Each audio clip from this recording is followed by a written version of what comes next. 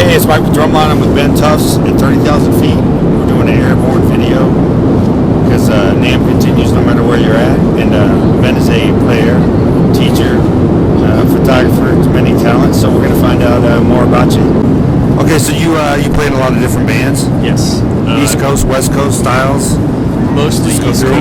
Okay. I play in a number of bands based out of DC. I play in a band called the Cowards Choir, which where I play percussion, and it's kind of a indie. I guess you could say indie rock. I think it's kind of hard to pigeonhole, but they're called the Cowards Choir, and they're fronted by a singer-songwriter based out of DC by the name of Andy Zimpf, who's been touring for quite some time. I play for a band based in California called Miss Siobhan and Yuba Ray, and that's kind of a psychedelic classic rock meets folk and modern Americana sort of thing that I play drums and sing for. I play with a number of singer-songwriters back home in DC.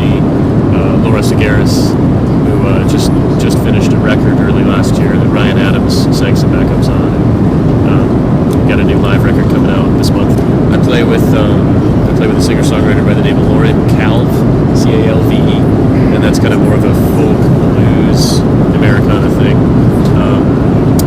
I play with a gentleman by the name of Derek Evry, E-V-R-Y, and that's more of a pop punk, power pop, alternative rock type sound.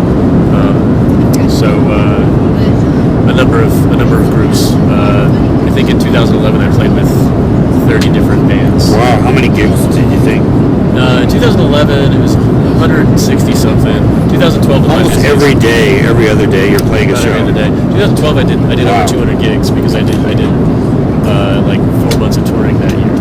Okay, so it varies about. Sometimes you go out on tour for a few months. The longest I've ever been out was 100 days. Yeah. Okay, and a lot of the times you'll play in a gig or two locally. You know, do you play in a lot of bands, so they may have one show here or there? Yeah, I mean, I would say there's like 3 or 4 groups that I really focus on at any given time. Okay.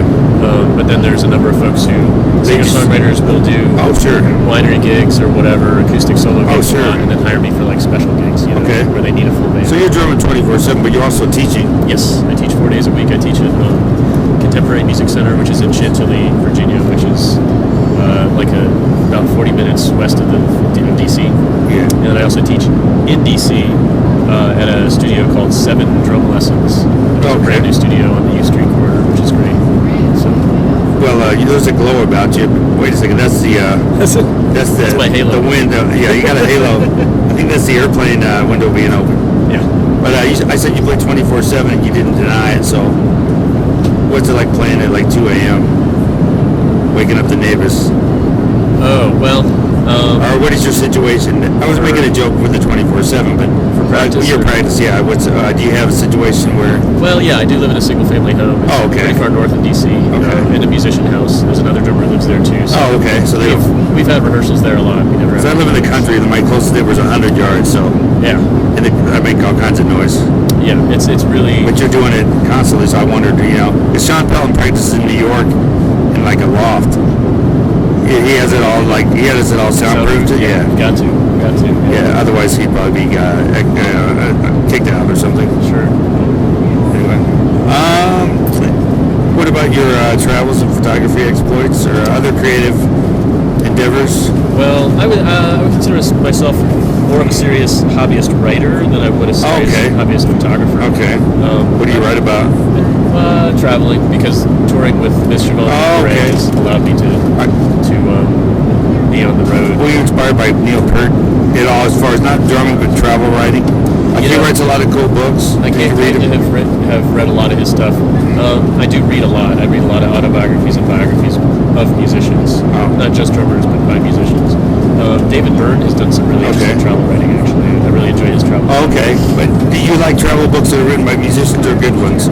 I mean, you gravitated to the David Byrne one, so yeah. I mean, do you see if something's written by a musician and you go, oh, that's probably interesting, or do you go, or is it the travel that gets your?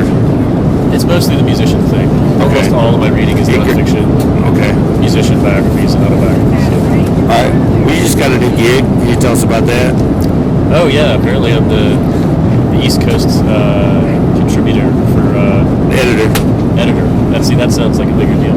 Yeah. For You were the contributor until I started the video, but then I realized you had more talent, and you got a promotion, Wow. but no raise. Cool. Still, well, But, that's all right. yeah. It's coming. Yeah, it was someday. All right, well, welcome aboard. Thanks. And there's going to be more from you. Thanks, Mike. And you also got some NAMM show stuff, so we'll get that up. Yeah, You took some pictures and some stuff I missed, so. I'm gonna do a write up, and yeah, it was my first time at the conference. It was really cool. It was overwhelming, and it's like a lot of these conferences, it's like there's no possible way to see it all.